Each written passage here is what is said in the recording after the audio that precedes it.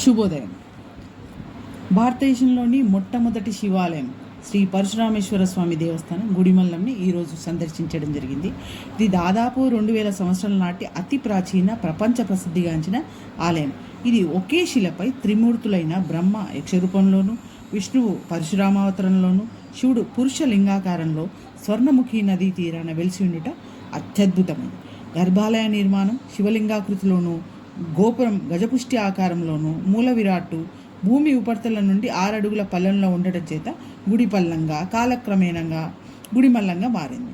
60 సంవత్సరాల కోటి పర్యాయం స్వర్ణముఖి తీర్థంను స్వామివారిని తాకుతాయంట. ఇక్కడ అయ్యగారు చెప్పారు. 2005 డిసెంబర్ 4వ తేదీన ఈ విధమైన నదీ జలం స్వామివారిని అభిషేకించడం జరిగింది.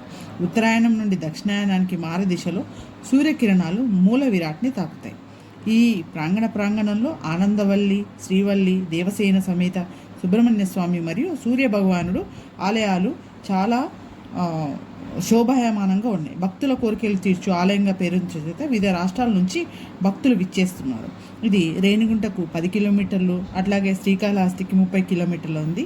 ఈ దర్శన భాగ్యం మహా పుణ్యకృతమని చెప్పవచ్చు.